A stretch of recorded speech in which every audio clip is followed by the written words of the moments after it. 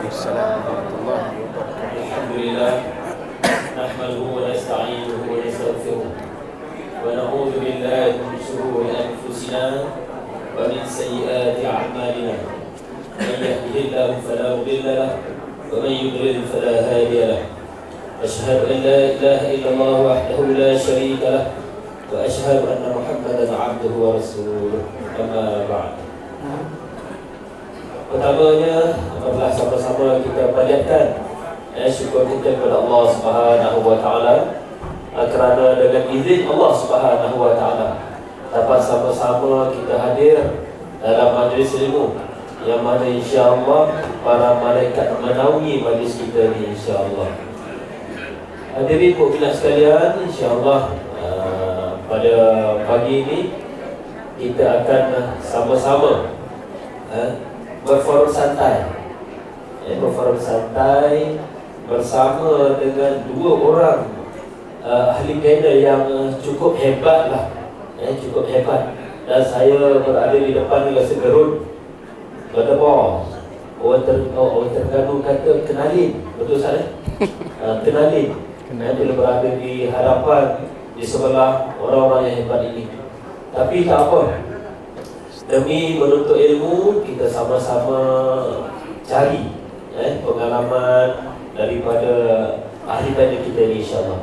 Baiklah, hadirin mukminat sekalian, tanpa melengahkan masa lagi, eloklah kiranya saya memperkenalkan dua orang ahli panel kita ini secara surface dulu. Untuk mendalam lagi, nanti insya-Allah moderator akan tanya macam-macam. Baik. Ahli panel kita yang pertama tidak asing lagi ialah Ustaz Khairul binti Saleh, ataupun dalam FB beliau KCS ditulis kat bawah tu. Betul Saleh? KCS. Dan ahli panel kita yang kedua Ustaz Dr. Abdul Rahman bin Abdul Rahim, ataupun lebih dikenali dengan Dr. Arar. Okay. Kita sekarang trend dengan akronim-akronim Dr. Arar, Dr. Rora, Dr. Maza, UAI, UI, AK. AK itu anak murid saya panggil lah Abang Kacak. Baik. Okey, baik. Untuk pusingan yang pertama, saya nak tanya lah hadirin, nak kenal lah ahli panel kita yang pertama ni, Ustaz Khairul binti Saleh. Mungkin Ustaz boleh cerita lah pengalaman belajar dekat mana, tinggal dekat mana, isteri berapa orang, anak berapa orang. Mungkin Ustaz boleh cerita kat sini. Sebab forum kita ni bertajuk Nostalgia Ilmu. Nostalgia Ilmu. Mungkin kita dapat istifadah lah daripada pengalaman menuntut ilmu daripada Ustaz Khairul, insyaAllah. Silakan Ustaz. Tafadhal. Masykurah. Baik. Bismillahirrahmanirrahim.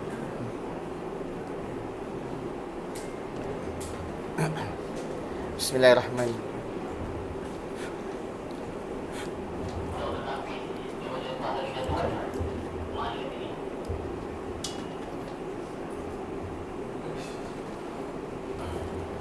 Bismillahirrahmanirrahim. Assalamualaikum warahmatullahi wabarakatuh. Alhamdulillah, nahmaduhu wa nasta'inuhu wa nastaghfiruh wa na'udzu billahi min shururi anfusina wa min sayyiati a'malina. Man yahdihillahu fala mudilla lahu wa man yudlil fala hadiya lahu. Asyhadu an la ilaha illallah wa anna Muhammadan abduhu wa rasuluh. Allahumma shalli ala Muhammad wa ala ali Muhammad. Amma ba'd. Terima kasih kepada adinda saya berfadilah Ustaz Bukhari selaku moderator pagi ini. Permulaannya kanak-kanak juga. Jadi insya-Allah bersama kami yang diraihkan Sahibul Fadilah, guru kita, murabbi orang di Melaka, tidak asing lagi, Sahibul Fadilah Dr. Abdul Rahman yang dikenali dengan Dr. Arar, dan juga pengurusi Abu Hubaid Learning Center, guru kami, sahabat kami yang kami kasihi Abu Hubaid, Sahibul Fadilah Ustaz Najib Qasim, dan juga seluruh Ashabul Muhtaram, tetamu-tetamu yang dirahmati Allah. Alhamdulillah kita dapat bertemu pada pagi ini dalam program yang dirangka untuk merasmikan pusat Abu Hubaid Learning Center ni, sekaligus untuk memperkenalkan satu lagi pusat dakwah sepanjang hayat yang akan ditawarkan oleh asatizah-asatizah yang bakal mengisi kekosongan pengajian-pengajian di sini, insya-Allah. Kembali kepada persoalan awal yang dibangkitkan oleh moderator kita sebagai pengenalan. Saya tinggal di Melaka ni dah 15 tahun, Ustaz. InsyaAllah. Dah 15 tahun. Sejak saya tahun akhir di Universiti Melayu. Dan ketika tu saya pun sudah mendirikan rumah tangga. Alhamdulillah, isteri saya seorang dan sehingga kini tetap seorang. Rumah asal Perak. Dan saya alhamdulillah Allah izinkan merasai pengalaman rumah mengandung 11 kali dalam sibuk. Dan dikurniakan 7 cahaya mata, alhamdulillah. Dan kini saya jadi anak kariah kepada Tuan Haji Mansur yang kini berada di hadapan saya selaku salah seorang orang kuat kepada Abu Hubaid dan Center, insya-Allah. Tinggal dekat tapi sampai lewat itu. Baik, jalan. Jadi kalau nak cerita pengalaman permulaan pengalaman belajar ni, saya rasa kerdil lah ini. Sangat kerdil. Kerana di sebelah saya ni guru kami yang kami buat rujukan dan sumber pertanyaan untuk mengisi kekurangan dan kelompangan ilmu yang kami ada. Saya mulakan dengan pengalaman ilmu ni dengan satu baik kata-kata yang saya pinjam daripada salah seorang asatizah sahabat kami di Indonesia. Ketika beliau dalam multaqa para ulama, beliau memulakan perkataannya dengan mengatakan bahawa saya seumpama butiran pasir yang berada di lautan, di pasiran pantai yang luas. Sekali air pantai bah menghempas ke pasiran pantai, saya hilang di tengah-tengah lautan. Jadi saya bukanlah sesiapa dan bukanlah yang utama. Tidak ada apa yang boleh dibanggakan daripada latar belakang kehidupan kami sebagai seorang asatizah yang cuba berusaha untuk memenuhi ruang kehidupan dengan untuk mendapatkan peluang amal saleh bagi persediaan akhirat kami. Saya ditakdirkan Allah selepas tamat pengajian di peringkat SPM. Sewaktu saya menghabiskan pengajian saya di SPM di Kuantan, saya keluar daripada Sekolah Menengah Abdul Rahman Talib di Kuantan. Saya menyambung pengajian di peringkat diploma terlebih dahulu di IKIP dalam pengajian perakaunan. Saya grad diploma perakaunan, saya sambung ke Universiti Melaya dalam pengajian syariah. Habis pengajian syariah, asalnya nak jadi polis. Minta submit borang kat maktab di maktab latihan pegawai polis di Ceras. Tapi borang jawapan sampai kat tangan mak saya dulu. Jadi oleh kerana mak saya ni dia isteri polis dan saya pula anak polis, dia rasa perit untuk melalui kehidupan sebagai seorang warga polis.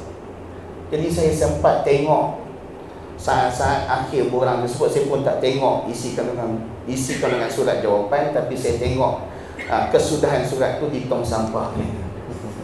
Bagi saya faham itu hasrat mak saya diam je lah. Maka saya teruskan kehidupan dan berkhidmat di sebuah institusi perbankan Islam yang pertama diwujudkan di CIMB. Pada ketika itu saya turut mendapat peluang 5 bulan kerja, saya dapat peluang untuk sambung dalam peringkat ijazah sarjana dan kembali menyambung pengajian bergelar sebagai seorang pelajar di Universiti Naya juga dalam bidang syariah ekonomi. Hampir-hampir saja berkubur kerana setahun selepas tu kami melalui proses kehidupan yang agak sukar.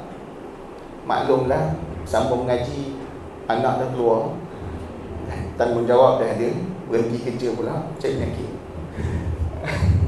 Tapi oleh kerana dorongan yang kuat pada ketika itu, saya didorong oleh beberapa pensyarah untuk menghabiskan pengajian saya. Saya bersyukur dan berterima kasih kepada Profesor Datuk Dr. Mahmud Zuhdi pada ketika itu. Beliau pengarah Akademi Pengajian Islam di Sunaya yang memberi semangat dan motivasi untuk saya untuk teruskan. Dan beberapa pensyarah lain termasuk isteri beliau, Datuk Datin Dr. Profesor Faizah Ismail, yang memberi dorongan kerana saya antara pelajar kuliah dia yang agak yang konon-kononnya konsisten lah pada waktu itu. Tapi bila saya memutuskan untuk menangguh pengajian, dia orang cari sampai dapat. Alhamdulillah mereka bertemu kami di Melaka. Dan wallahi pengajian saya pada waktu itu mereka lah yang sponsor sehingga habis. Dan alhamdulillah beberapa lagi pensyarah yang turut memberikan semangat pada saya pada ketika itu. Ustaz Muhammad Syukri Daud, yang kini beliau telah pun berpencen tinggal di Bernasartin di Kuantan. Antara guru-guru saya yang menjadi rujukan pada ketika itu untuk saya menamatkan pengajian peringkat sarjana. Selain pada itu, saya sempatlah mengambil peluang di samping menjadi seorang mutawif, ambil peluang untuk mendapatkan ilmu beberapa guru di luar negara, dalam keadaan di mana saya menggunakan segala kesempatan yang ada untuk mendapatkan beberapa untaian ilmu sebagai persediaan hidup sebagai seorang asatizah dan sebagai seorang mukmin yang mahukan, yang dahagakan ilmu sepanjang masa. Alhamdulillah, inilah saya yang kini berkhidmat untuk umat. Moga-moga Allah terima amal kami dan mengampuni dosa kami, insya-Allah. Wallahu a'lam. Baik, terima kasih kepada Ustaz Khairul. Pokoknya Ustaz Khairul ni senior saya di UNM. Cuma kita dah sempat jumpa lah tahun 2008. Maknanya senior bawah lagi tu. Super junior. Super junior. Baik. Baik, seterusnya. Jauh ya. Kita bersilakan Ustaz Dr. Arhar. Sebab saya sebenarnya baru tahulah latar belakang Ustaz Arhar yang apabila ada sahabat cerita dalam FB. Okay, dan dia pun tag kepada sahabat baik Ustaz Arhar, Dr. Kamil Jamilin. Jadi saya bacalah coretan daripada Dr. Kamil Jamilin. Rupa-rupanya Dr. Arhar ini cemerlang di Islam UIM, Islam Madinah. Okay, antara tesis PhD beliau sebut saya. Di panjang ni, takhrij ahadith wa athar fi kitab al-Mughni lil-Muwaffiq Ibn Qudamah al-Maqdisi min mas'alati wal 'abdi la yarithu wa la man له فيوارث عنه من كتاب الفرائض ila nihayat Panjang sangat Ustaz. ma yuhram nikah awal jami' bainahu wa bainal kita nikah. Tajuk panjang Ustaz. Maka tu nanti Dr. Ara boleh cerita. Baik. Dr. Ara. Ya. Nanti boleh cerita lah latar belakang atau kawan saya kata, orang kampung saya kata background pengajian negara sehingga menjadi orang hebat sampai ke tahap ni sekarang, insya-Allah. Bismillah. Assalamualaikum warahmatullahi wabarakatuh. Assalamualaikum. Innal hamdalillah nahmaduhu wa nasta'inuhu wa nastaghfiruh wa na'udzu billahi min shururi anfusina wa min sayyiati a'malina may yahdihillahu fala mudilla lahu wa may yudlil fala hadiya lahu wa asyhadu an la ilaha illallah wahdahu la syarika lahu wa asyhadu anna Muhammadan 'abduhu wa rasuluh sallallahu alaihi wa ala alihi wa sahbihi wa sallama tasliman katsira. Subhanaka la 'ilma lana illa ma 'allamtana innaka antal alimul hakim wa la haula wa la quwwata illa billahil aliyyil azim. Rabbi shrah li sadri wa yassir li amri wahlul 'uqdatam min lisani yafqahu qawli. Allahumma 'allimna al-kitab, Allahumma 'allimna al-hikmah, Allahumma faqqihna fid din wa 'allimna at-ta'wil. Allahumma la sahla illa ma ja'altahu sahla wa anta taj'alul hazna idza syi'ta sahla. Amin amin ya rabbal alamin. Amma ba'd. Yang berusaha tuan pengerusi majlis Ustaz Bukhari ya. Panjang sangat tadi tajuk tesis tu Ustaz. Ringkaskan. Allah barik fiik. Baik, yang berbahagia bersama-sama saya Ustaz Khairul, kemudian yang berusaha Ustaz Abu Hubaib, Ustaz Najib bin Kasim, tuan-tuan guru. Depan saya ni saya tengok tuan-tuan guru rupanya. Bukannya ahli-ahli biasa, bukannya orang-orang awam. Tapi masya-Allah depan saya ada tuan guru. Maka saya sebagai penghormatan kepada mereka, saya mulakan dengan mereka. Kerana bagi saya guru tu lebih mulia daripada yang lain selain daripada ibu bapa. Maka saya ucapkan ahlan wa sahlan kepada tuan-tuan guru kita, kemudian kepada tuan-tuan dan puan-puan muslimin muslimat yang dirahmati Allah Subhanahu wa taala. Tuan-tuan dan puan-puan yang dirahmati Allah Subhanahu wa taala, saya sebenarnya ikut mazhab guru saya. Guru saya ni kalau kita tanya tentang dia, tak akan beritahu satu pun tentang hidup dia. Tapi untuk meraihkan majlis ini, maka saya suka berkongsi sedikit daripada apa yang Allah kurniakan.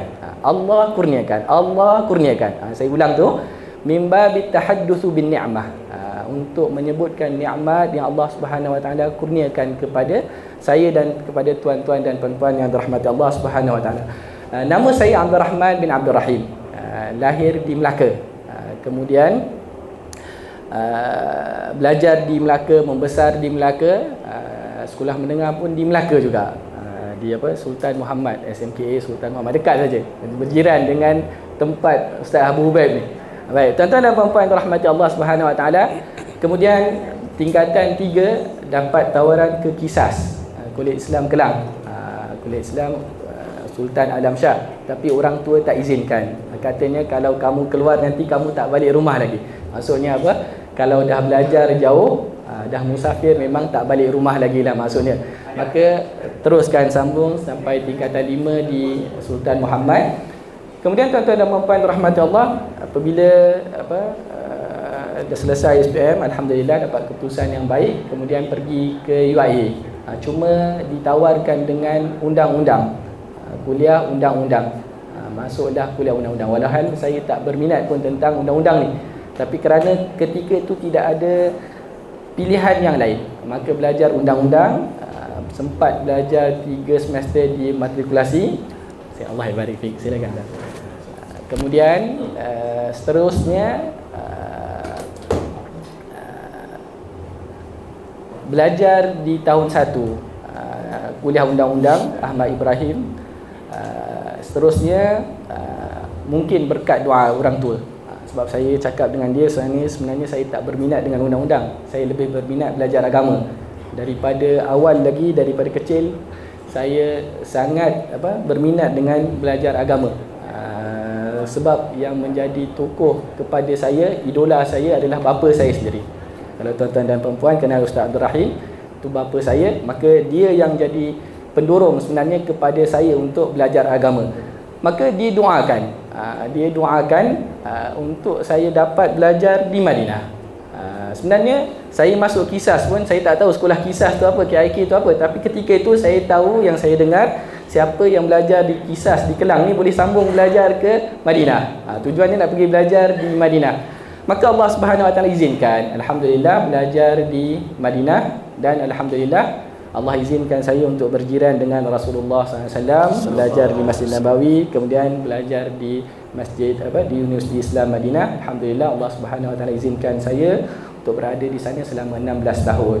Jadi ini nikmat yang Allah Subhanahu Wa Taala berikan kepada saya. Nikmat yang Allah berikan, bukan dengan usaha saya, bukan dengan kehendak saya, tapi dengan izin daripada Allah Subhanahu Wa Taala. Jadi alhamdulillah setakat itu saja. Saya ingat itu cukup dah kan. Sekadar berkenal-kenalan. Sebab ulama-ulama dulu pun mereka berkenalan dengan guru mereka. Mereka kenal guru, siapa guru mereka, daripada mana mereka belajar, guru siapakah guru mereka, apakah hadis-hadis yang mereka ajarkan. Jadi memang supaya kita berkenalan, bukan untuk berbangga diri, bukan untuk sombong diri, tetapi supaya kita berkenal-kenalan, yang mana dengan berkenal-kenalan ini kita dapat mendekatkan diri kepada Allah Subhanahu Wa Taala. Wallahu taala alam. Secara ringkas cukup ya. Baik, terima kasih kepada Doktor di atas pengenalan ringkas pun padat tu. Macam Doktor bagi tahu tadi nak masuk Qisas tu kan. Dulu dalam kepala saya pun nak masuk juga Qisas. Apa benda Qisas sebenarnya kan? Kadang-kadang salah dengar Qisas. Lain pula.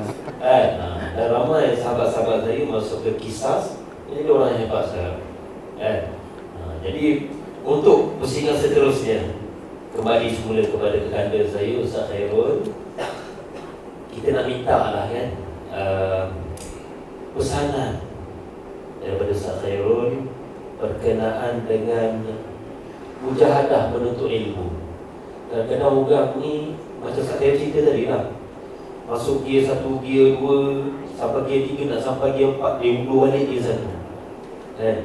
Akhirnya boleh sampai ke gear 5. Cuma tak speed je tengah dekat highway tu Ustaz Khairul. Tapi biasanya orang Facebook speed juga kan. Cuma jadi kita minta pandangan, nasihat, pesanan berkenaan dengan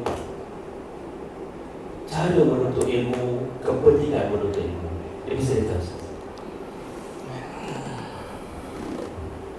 Bismillah. Soalan kedua ni saya mohon izin kepada guru kami dan juga Ustaz Abu Huban, serta guru kami Ustaz Minhad yang hadir di hadapan kami. Kalau nak ambil nasihat, saya bukan orang yang tepat. Pertama, di sisi saya, di sebelah saya PhD holder, saya sarjana je. Saya sarjana. Jadi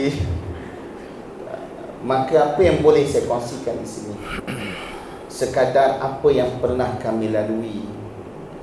Selebihnya saya serahkan kepada Sahibul Fadilah Dr. Ara, kerana beliau mempunyai kronologi ataupun marhalah pengajian yang telah disempurnakan sehingga peringkat kajian yang khusus. Ini kerana saya rasa malu dan rendah diri untuk berkongsi nasihat tadi. Saya belum mampu untuk menghabiskan peringkat seperti mana apa yang pernah dilalui oleh Dr. Ara. Apapun, saya nak mengambil pengalaman saya sedikit seperti mana apa yang pernah dilalui dalam sejarah kehidupan mengaji sebagai seorang pelajar dan sebagai seorang suami pada masa yang sama, serta sebagai seorang ayah pada ketika mana saya berusaha untuk menamatkan pengajian sarjana. Dia tak ada pilihan, kena korban, kena ada pengorbanan. Dan unsur-unsur yang saya tinggalkan pada ketika itu, semua unsur-unsur yang bersifat kepada hiburan semata-mata. Apa jua unsur-unsur yang bersifat kepada kegembiraan untuk diisi kepada keluarga, saya tangguhkan dulu. Kerana pada saya, ilmu tidak boleh dapat dengan percuma, melainkan dengan pengorbanan. Yang pertama boleh saya katakan, kena disiplin masa. Masa kena disiplin. Yang kedua, kena kuat membaca, banyak membaca dan kuat menghafal. Dan terbukti bahan bacaan adalah perkara yang paling berharga dalam hidup kami. Dan saya agak tak lokek untuk berbelanja hanya kerana untuk mendapatkan sumber ilmu daripada kitab-kitab para ulama muktabar. Kadang-kadang pada waktu tu saya teringat antara permintaan anak nak basikal, saya terpaksa lupakan kerana untuk mendapatkan sebuah kitab. Jadi alhamdulillah, walaupun saya lewat untuk ganti balik apa yang dihajati oleh anak, tapi saya yakin anak-anak memahami apa yang telah saya usahakan pada ketika itu.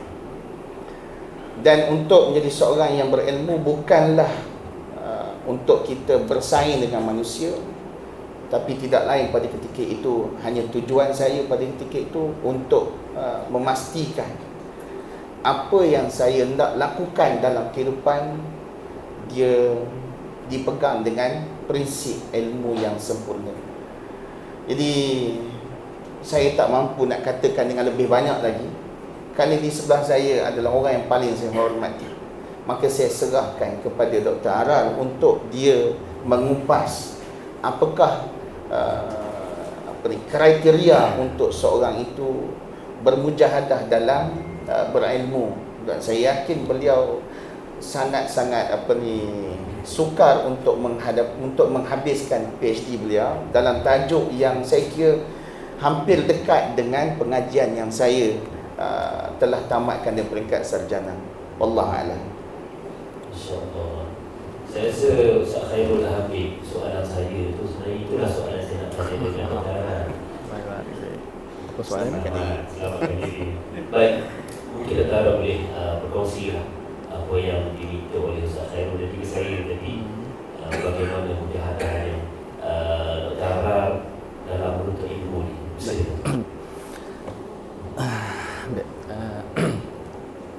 Bismillah, alhamdulillah, wassalatu wassalamu ala rasulillah wa ala alihi wa sahbihi wa man wala. Tuan-tuan dan puan-puan dirahmati Allah Subhanahu wa taala, Islam satu-satu agamanya yang dibina atas dasar ilmu.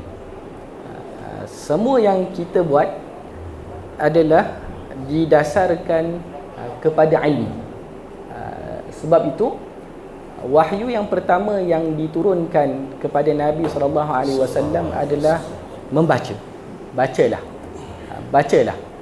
Walhal Nabi SAW bukan orang yang membaca. Mengajarkan kepada kita bahawa ilmu ini adalah dasar kepada agama. Seolah-olah Allah Subhanahu Wa Taala nak beritahu bahawa Islam ini adalah dengan membaca, dengan ilmu. Tuan-tuan dan puan-puan yang dirahmati Allah Subhanahu Wa Taala, kalau kita lihat Allah Subhanahu Wa Taala memuliakan orang-orang yang berilmu. Malah Allah Subhanahu Wa Taala memuliakan orang-orang Yahudi dan Nasrani pada masa jahiliyah, kerana mereka itu diberikan Alkitab, sama ada kitab Taurat ataupun kitab Injil. Walhal kitab tersebut telah diubah daripada kitab yang asalnya. Dalam keadaan Taurat dan Injil itu diubah, tetapi Allah Subhanahu Wa Taala masih lagi mengatakan bahawa mereka itu adalah golongan yang diberikan ilmu. Utul ilma. Kalau kita baca dalam Al-Quran, Bila Allah Subhanahu wa taala sebutkan innal ladzina utul kitaba, diberikan kitab, diberikan ilmu, itu biasanya dimaksudkan adalah orang Yahudi ataupun orang Nasrani. Bayangkan tuan-tuan dan puan-puan yang dirahmati Allah, mereka yang berpegang dengan kitab Taurat dan Injil yang telah diubah pun masih lagi Allah Subhanahu wa taala nisbahkan mereka kepada ilmu. Maka sepatutnya kita tahu bahawa kalau kita berpegang dengan Al-Quran yang terpelihara, terjaga daripada sebarang kekurangan, maka itu sudah tentulah satu kemuliaan yang mulia. Jadi tuan-tuan dan puan-puan yang dirahmati Allah Subhanahu wa taala, kalau kita tahu kelebihan ilmu, maka kita akan bersungguh-sungguh untuk menuntut ilmu. Kita akan jadikan ilmu ini sebagai salah satu perkara utama dalam hidup kita. Baik, tuan-tuan dan puan-puan dirahmati Allah, ada seorang ulama namanya Ala bin Amrin. Ala bin Amrin ditanya kepadanya, hal yahsunu li syaikhi hal yahsunu bi syaikhi ay yata'allama al-ilma. Ada orang tanya kepada dia, orang tua ni sesuai tak nak belajar? Baik, macam mana kalau kita nak jawab orang tua sesuai tak nak belajar? Kalau kita kata pergi beribadat lah kan, mungkin kita jawab macam pergi beribadat lah, bagi masa untuk qiyamul lail, berpuasa, ganti solat-solat yang tak pernah dilakukan pada masa muda. Mungkin kita jawab macam tu. Tapi Syekh ni dia jawab, Amru bin Ala rahimahullah ta'ala, seorang tabi ini, dia jawab, dia kata iza kana yahsunu bihi ay ya'ish, kalau dia boleh nak hidup, maka selagi itu boleh dia untuk belajar. Jadi selagi mana kita hidup, maka selagi itu kita belajar. Selagi mana kita hidup, selagi itu kita belajar. Kerana apa? Kerana ilmu ini tidak berkurang, ilmu ini bertambah, dan ilmu Allah Subhanahu wa taala sangat luas. Kalau kita perhatikan apa yang kita hadapi pada masa sekarang ni, maka kita akan dapati realitinya banyak lagi ilmu yang perlu kita kaji dan juga belajar. Banyak ilmu yang kita perlu kaji dan kita perlu belajar. Jadi kalau kita tahu tentang kelebihan ilmu, maka kita akan bersungguh-sungguh untuk belajar. Tuan-tuan dan puan-puan dirahmati Allah Subhanahu wa taala, dulu hidup simple, senang, mudah. Kita pergi kedai, kita serahkan duit kita, kita ambil barang, saya beli, saya jual. Selesai masalah kita. Baik, sekarang tuan-tuan dan puan-puan, kita pergi kat hospital pun nak bayar gunakan apa? Gunakan kad. Kita mana duit kita, tahu-tahu je hilang. Baik, kad kita tap pada satu alat tu. Baik, duit kita serahkan pada dia, dia serahkan dia. Mana akadnya? Di manakah akadnya? Mana sirah dia? Mana ijab dan qabul dia? Jadi itu perkara baru yang kita hadapi. Maka tuan-tuan dan puan-puan dirahmati Allah Subhanahu wa taala, kalau kita tahu ilmu ni berkembang, maka kita akan bersungguh-sungguh untuk menuntut ilmu. Jangan kita skop kita khususkan ilmu ni pada belajar ibadat saja. Orang kita kalau belajar, dia nak belajar sekadar taharah, bersuci, berwuduk, kemudian kalau dia nak pergi haji, dia belajar haji dan umrah, kemudian bulan Ramadan dekat dia puasa. Dia tak nak belajar lebih daripada itu. Kita ada bidang muamalat, kita ada bidang yang lebih besar lagi daripada itu, pentadbiran. Maka semua ni menuntut kita untuk belajar. Baik, bila kita belajar, kita tahu, maka kita akan kita akan buat dengan betul seperti mana yang dituntut oleh Allah Subhanahu wa taala. Bila kita tahu tuntutan Allah, maka barulah kita boleh melaksanakan tuntutan Allah. Maka jadilah kita ketika itu hamba Allah yang benar-benar melaksanakan perintah Allah. Kita nak jadi ibadur rahman, hamba Allah yang bersifat ar-rahman. Tapi kita tak tahu apa yang Allah suruh, apa yang Nabi SAW suruh. Maka kita mesti belajar, sentiasa belajar. Baik, tuan-tuan dan puan-puan dirahmati Allah, berkenaan dengan mujahadah, bersungguh-sungguh belajar ni. Baik, tuan-tuan dan puan-puan dirahmati Allah, saya tertarik dengan kata seorang ulama. Dia kata Nabi SAW mula belajar ketika umurnya berapa tahun? Nabi SAW mula dapat wahyu bila? Umur 40 tahun. Dan Nabi SAW belajar selama berapa tahun? 23 tahun. Maksudnya sepanjang hayat Nabi SAW belajar. Belajar daripada siapa? Belajar daripada Allah Subhanahu wa taala. Allah turunkan wahyu kepada Jibril dan Jibril sampaikan kepada Nabi Muhammad SAW. Nabi SAW belajar daripada umurnya 40 tahun dan pelajarannya sepanjang hayat sehinggalah Nabi SAW wafat. Maka apakah yang menghalang kita daripada untuk belajar? Ini kata Syekh tersebut. Saya sangat-sangat tertarik dengan perkara ini. Malah dia sebutkan lagi, bilakah Nabi SAW mula hafal Quran? 40 tahun. Iqra' tu turun bukan ketika umur Nabi SAW 7 tahun, bukan 6 tahun, tapi ketika Nabi SAW berumur 40 tahun. Kemudian Nabi SAW terima wahyu sedikit demi sedikit. Al-Quran tu Nabi pelajari sehinggalah umur Nabi SAW 63 tahun.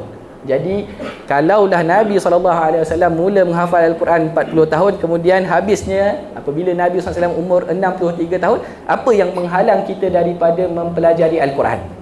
Ini kata-kata yang sangat menusuk hati saya. Saya ingat kalau kita fikirkan ni, kita tidak akan berhenti belajar Al-Quran dan juga ilmu-ilmu yang lain. Dia sebutkan Al-Quran, tetapi dia nak sebutkan mana-mana ilmu pun kalau kita belajar belum terlambat bagi kita. Jadi sepatutnya kita tahu tentang perkara ini, kan? Dan kalau kita tengok sahabat-sahabat Nabi SAW, mereka belajar kebanyakan mereka sudah berumur. Kalau kita lihat Abu Bakar, ketika dia belajar, bermula-mula dia belajar daripada Nabi SAW umurnya 38 tahun. Abu Bakar ni 2 tahun lebih muda daripada Nabi SAW. Begitu juga Umar radhiyallahu anhu, dekat umurnya dekat 28 tahun.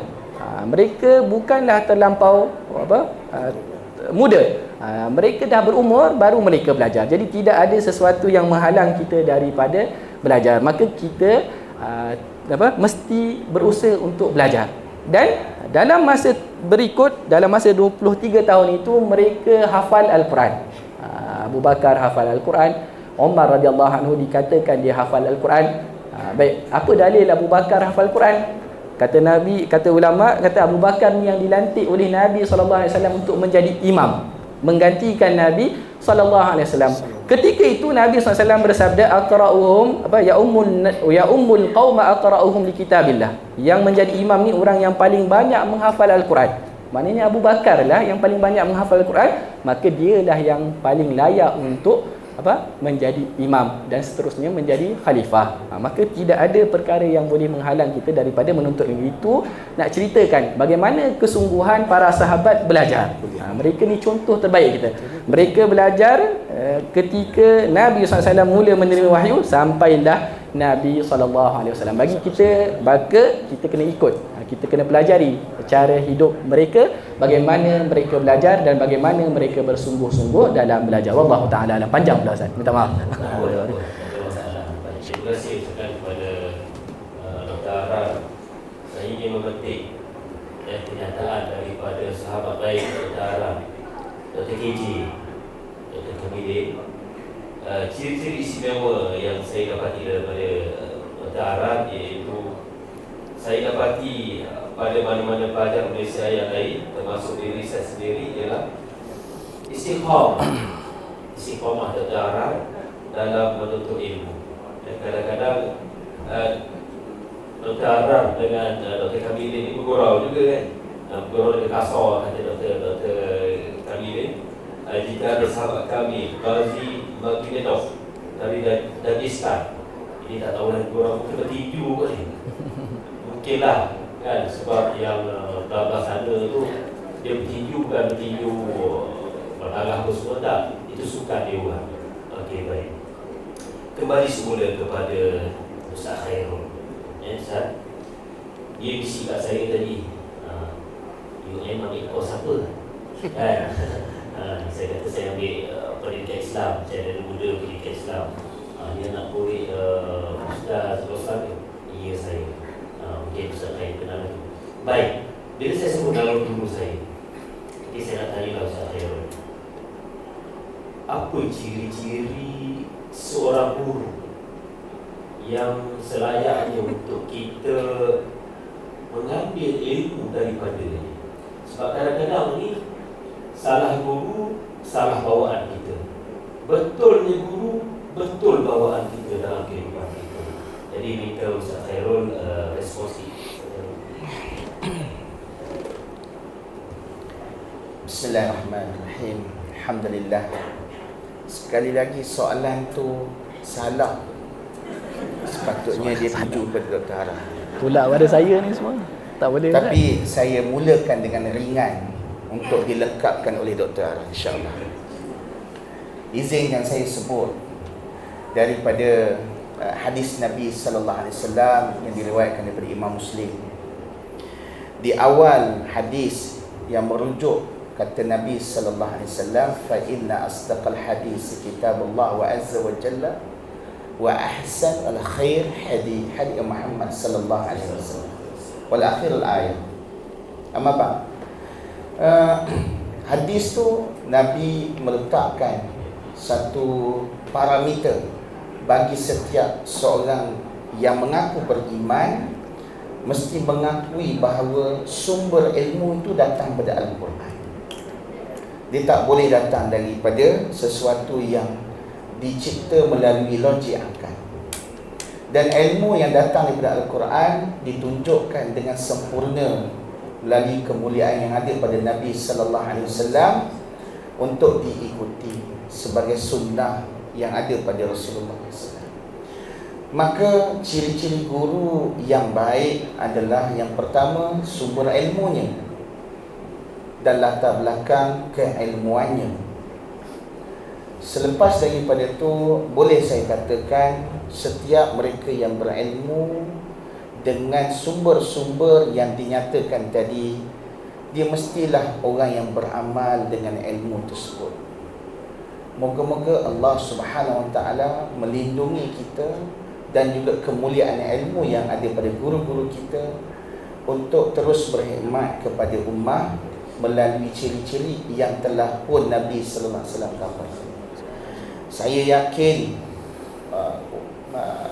masyarakat pada hari ini semakin sedar dan juga tidak mudah terjerumus ataupun terperangkap dengan sumber-sumber yang tidak mungkin boleh diterima dengan akal, melainkan kembali merujuk kepada Al-Quran dan hadis Nabi sallallahu alaihi wasallam. Saya yakin juga untuk menyempurnakan mesej sebagai seorang guru yang baik untuk diikuti, boleh dikupas oleh sahibul fadilah Dr. Ara selepas ini, insya-Allah. Wallahu a'lam. Edit now. Tak sempat moderator menghadap, tapi tak apa, ada point ni. Jadi mungkin Dr. Ara berespon berkenaan dengan ciri-ciri guru yang perlu untuk kita ikuti, kita teladani, insya-Allah.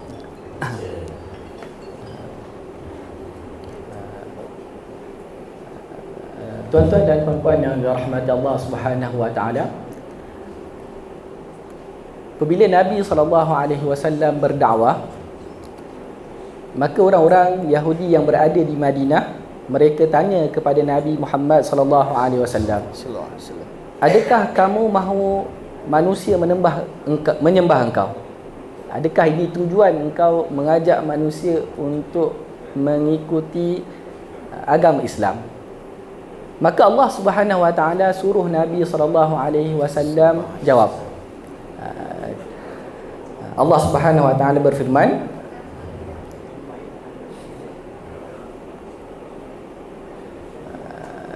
tidak sepatutnya seseorang yang diberikan kitab Al-Quran, kenabian, untuk menyeru manusia menyembah kepada dirinya. Sebab apa? Itu yang terjadi.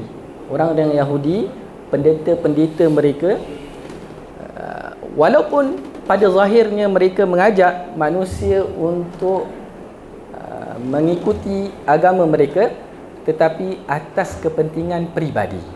Mereka mengumpulkan harta, mengumpulkan pengikut dengan kedudukan mereka sebagai pendeta. Namun Allah Subhanahu Wa Taala sebutkan kepada Nabi sallallahu alaihi wasallam, walakin kunu rabbanina bima kuntum tuallimuna alkitaba wa bima kuntum tadrusun. Tetapi jadilah rabbani. Allah Subhanahu Wa Taala suruh Nabi Muhammad SAW dan orang seperti Nabi Muhammad SAW untuk menjadi Rabbani. Bima kuntum tuallimuna al-kitab, disebabkan kamu mengajarkan Al-Quran, Al-Quran, wa bima kuntum tadrusun, dan disebabkan kamu belajar, sentiasa mempelajari Al-Kitab. Baik, tuan-tuan dan puan-puan yang dirahmati Allah Subhanahu wa taala, apa itu Ar-Rabbani? Kita nak tahu apa itu Rabbani. Baik, Ibnu Abbas radhiyallahu anhuma dia kata Ar-Rabbaniyun al-ulama al-hulama. Ulama yang santun. Ulama yang santun. Ulama ni maknanya dia ada ilmu. Kemudian hulama tu yang santun. Baik, apa maksud santun tu? Yu'allimuna sigharal ilmi qabla kibarihi. Diajarkan ilmu yang kecil sebelum ilmu yang besar. Ini antara ciri ulama Rabbaniyun. Diajarkan ilmu yang kecil sebelum ilmu yang besar. Baik, tuan-tuan dan puan-puan yang dirahmati Allah Subhanahu wa taala, datang satu orang kepada Nabi SAW, orang tua. Dia tanya kepada Nabi SAW, dia kata, ya Rasulullah, boleh tak aku cium isteriku ketika aku berpuasa? Baik, Nabi SAW kata, ya, boleh. Kemudian datang seorang pemuda kepada Nabi SAW. Selepas itu dia tanya kepada Nabi SAW, boleh tak seorang yang berpuasa cium isteri dia? Nabi SAW kata, tidak boleh. Sahabat-sahabat hairan, kenapa berbeza jawapan Nabi SAW ini? Baik, Nabi SAW jawab, dia kata, inna syaikha yamliku nafsahu. Sesungguhnya orang tua dia boleh jaga dirinya. Dalam riwayat yang lain Nabi SAW kata, inna syaikha yamliku irbahu. Sesungguhnya orang tua dia mampu mengawal nafsunya. Baik, hadis ni diriwayatkan oleh Imam Ahmad rahimahullahu taala. Baik, tuan-tuan dan puan-puan yang dirahmati Allah Subhanahu wa taala, tengok bagaimana Nabi SAW raikan mad'u dia, orang yang belajar di depan dia. Satu orang tua yang sudah tentu dia ada pengalaman. Kalau dijawab ya, dia boleh selesaikan perkara. Tapi orang muda, kalau dia Nabi SAW kata boleh cium, masalah besar ni kan, bulan Ramadan pula ada kafarah dia. Tengok bagaimana Nabi SAW dia bezakan antara orang yang pertama dengan orang yang kedua. Orang pertama tua, orang yang kedua muda. Dua saja perbezaan ini boleh menyebabkan cara kita berbeza. Nabi SAW berbeza dalam mad'u dia, orang yang dia dakwah. Maka kita kena raikan orang yang kita dakwah. Begitu juga kita kena raikan pelajar kita. Ada masa kita boleh ajarkan yang agak tinggi. Itu kalau pelajar-pelajar tu di peringkat tinggi. Ada masa kita mengajar dalam keadaan yang ringan, kerana mad'u kita, pelajar kita tu pelajar yang baru. Sebab tu kita tengok, kalau guru tu dia ajar dari kecil kepada yang besar, daripada yang mudah kepada yang susah, insya-Allah anak muridnya akan faham. Itu yang jadi masalah setengah individu yang dia isytiharkan. Saya telah bertaubat daripada perbuatan saya. Baik, apa yang terjadi? Baik, bila orang datang kepada dia, guru ni kata kepada dia, mari aku ajarkan kau macam mana nak qiyamul lail, macam mana nak solat tahajud, macam mana nak puasa Nabi Daud. Sedangkan dia ni solat subuh pun dia tak tahu lagi. Maka kita kalau nak berdakwah, kita kena tengok siapa yang kita berada depan ni. Guru kita kalau kita nak mengajar, kita kena tengok siapa depan kita. Kalau kita boleh kelaskan mereka dalam kategori yang mana, maka insya-Allah mudah untuk kita berdakwah. Jadi guru yang baik adalah guru yang bersifat Rabbani, seperti yang Allah Subhanahu wa taala perintahkan untuk kepada Nabi SAW dan kepada orang-orang yang ada pada masa tersebut. Jadi mereka adalah ulama al-hulama, ulama yang santun. Ulama yang santun yang mengajarkan ilmu yang kecil sebelum ilmu yang besar. Wallahu taala alam. Boleh Ustaz? Baik, jazakallahu khairan. Di atas penjelasan dan tadi. Sebenarnya tuan-tuan hadirin mukminat sekalian, masa cukup mencemburui kita. Kalau ikut kita nak banyak lagi perkongsian daripada dua orang yang hebat ini, oleh kerana masa begitu cemburu kita. Cuma boleh saya simpulkanlah daripada perbincangan kita pada pagi ini, moderator wajib pun, dan tak ada masalah lah kan.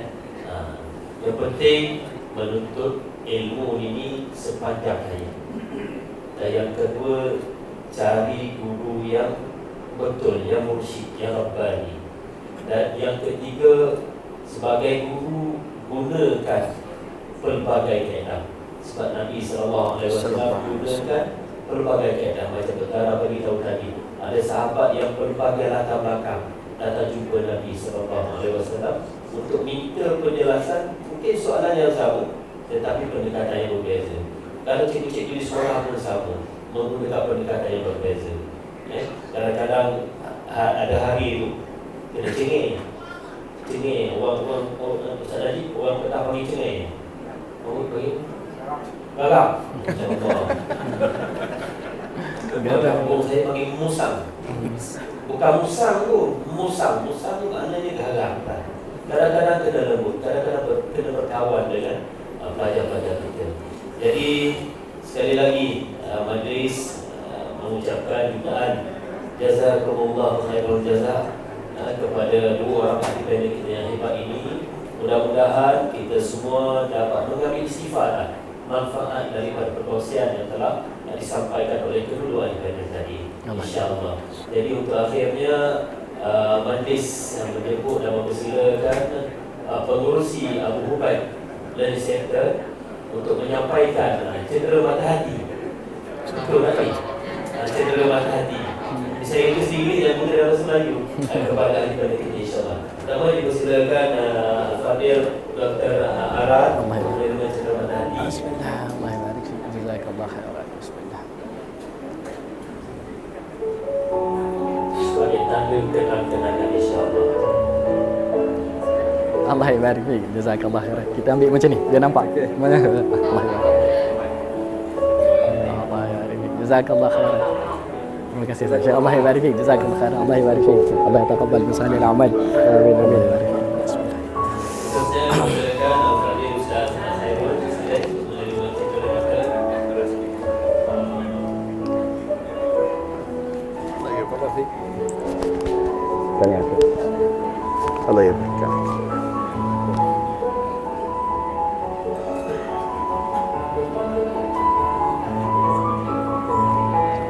Terima kasih diucapkan kepada Al-Fadhil Ustaz Najib Basim atas penyampaian cedera mata itu sebentar tadi. Jadi untuk dengan berakhirnya penyerahan cedera mata itu tadi, maka berakhirlah majlis slot pertama kita pada pagi ini, insya-Allah. Jadi itu, jazakumullah khairan jazaa. Wassalamualaikum warahmatullahi wabarakatuh.